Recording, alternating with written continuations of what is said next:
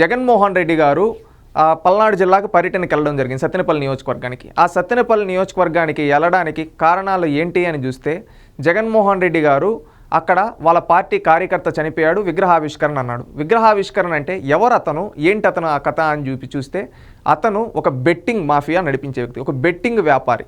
అతను బెట్టింగ్ వేసి తెలుగుదేశం ప్రభుత్వం రాకముందుగా అతను చనిపోయాడు. దానికి ఈ జగన్మోహన్ రెడ్డి ఏమని చెప్తూ ఉన్నాడు, ఒకటి కులాల ప్రస్తావన తీసుకొని వచ్చాడు అక్కడికి వెళ్ళి, రెండోది ఏంటంటే పోలీసులు వైఖరి అని చెప్పి చెప్తూ ఉన్నాడు. అక్కడ పర్యటనకి వెళ్ళే సందర్భంలో జగన్మోహన్ రెడ్డి గారు కొన్ని కటౌట్స్ రూపంలో కొన్ని ఇవి పెట్టారు, ఫ్లకార్డ్స్ పెట్టారు. ఈ ఫ్లకార్డ్స్ ఎలాంటి మెసేజ్ ఇస్తున్నాయి, రాష్ట్రంలో ప్రజలందరూ ఆలోచించాలి, ముఖ్యంగా యువత మహిళలు ఆలోచించాలి. ఎందుకని చెప్తున్నానంటే, ఇక్కడ చూడండి, ఒకడు అంటాడు ఏమని, అన్న వస్తాడు అంతు చూస్తాడు అని చెప్పి ఇక్కడ ఒకటి రాసున్నారు. ఇక్కడ ఒక పిల్లోడు పెట్టుకున్నాడు, అన్న వస్తాడు అంతు చూస్తాడు. ఎప్పుడు వస్తాడు, ఎవరంతా చూస్తాడు, ప్రజలంతా చూస్తాడా? జగన్మోహన్ రెడ్డి ఏమని మెసేజ్ ఇస్తున్నాడు, నేను నేరస్తులు పక్కనున్నాను అని చెప్పి మెసేజ్ ఇవ్వడం కాకుండా ఈ విధంగా ఫ్లకార్డ్స్ పెడతా ఉన్నాడు. ఎవరంతా చూస్తాడు, సామాన్యులు అంతా చూస్తా అని చెప్తున్నాడు. ఇక్కడ ఒక్కసారి గుర్తుపెట్టుకోండి ప్రజల్లారా. ఇంకొకటి, రప్ప రప్ప నరుకుతాం నా కొడకల్లారా. ఏంటి, మనుషుల్ని రప్ప రప్ప రప్ప నరుకుతారంట. ఎవరు, వైసీపీ వాళ్ళు. ఇక్కడ ఒకడు పెట్టుకో అన్నాడు, ఒకడు కాదు, ఒక గ్రూప్ ఆఫ్ బ్యాచ్ ఈ విధంగా పట్టుకొని ఫ్లకార్డ్స్ పెట్టుకొని ప్లే చేస్తూ ఉన్నారు. ఇది చూస్తే ఇక్కడ 2029లో వైఎస్ఆర్సీపీ వచ్చిన వెంటనే గంగమ్మ తల్లి జాతరలో వేట తలలు నరికినట్టు రప్ప రప్ప నరుకుతాం ఒక్కొక్కరిని అంట. ఉన్ని నరుకుతావు, ఏమని మెసేజ్లు ఇవి, నరుకుతామని చెప్తున్నారు. ప్రజలు వీళ్ళని ఓడించినా మారకుండా సంవత్సరం రోజులు అవుతున్నా ఇంత ఎలా పడుతున్నారు, బయటకు వచ్చి ఇంత ఘోరంగా వీళ్ళు పెడుతున్నారంటే ఒక్కసారి ఆలోచించండి ప్రజలారా. రాష్ట్రంలో ఉండే యువత కూడా ఒక్కసారి ఆలోచించండి. ఇంకొకటి, ఎవడైనా రాని తొక్కి పడేస్తాం. ఎవరని తొక్కి పడేస్తారా, ఎవరని తొక్కి పడేస్తారు, ఎవరని నరుకుతారు, నా కొడకల్లారా అంటున్నారు, అంతు చూస్తా అంటున్నారు. ఎవరని చూస్తారు, ప్రజాస్వామ్యంలో ఉన్నామా లేకపోతే రౌడీ రాజ్యంలో ఉన్నామా? రాజారెడ్డి రాజ్యాంగం పల్నాడు నుంచి మొదలు, దీని గురించి మాట్లాడదాం. వీళ్ళు ఏమంటున్నారు, వైఎస్ రాజారెడ్డి రాజ్యాంగం పల్నాడు నుంచి మొదలు అని చెప్పి అంటున్నారు. సరే, ఈ విధంగా ఇవన్నీ మీరు చూశారు కదా, వీటన్నిటి గురించి అడగదాం అనుకుంటున్నాను. ఫస్ట్ రాజారెడ్డి రాజ్యాంగం గురించి అడగదాం అనుకుంటున్నా సూటిగా.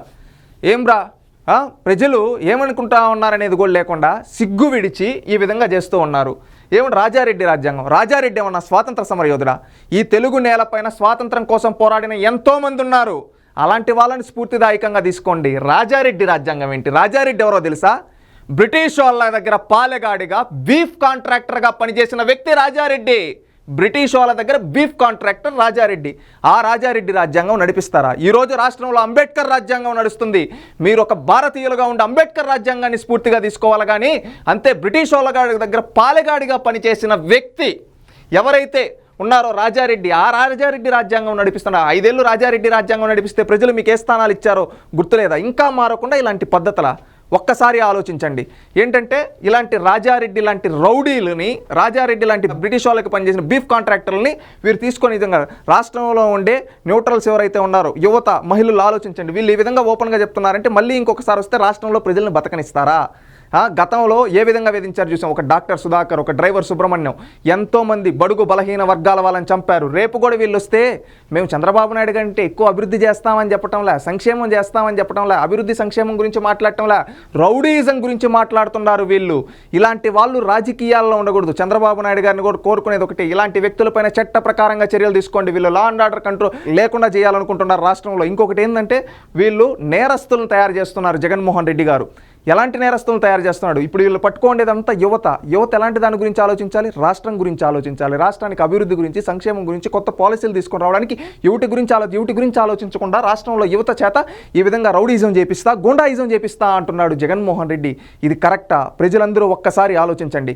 మళ్ళీ చంద్రబాబు నాయుడు గారేమో యువతని మీరు మంచిగా చదువుకోండి, మంచి ఉద్యోగాలు దండి, మీ కుటుంబానికి అండగా నిలబడండి, ప్రపంచం గర్వించదగ్గ వ్యక్తులుగా మీరు తయారవ్వండి అని చెబుతూ ఉంటే, ఈ జగన్మోహన్ రెడ్డి ఏమని చెప్తున్నాడు?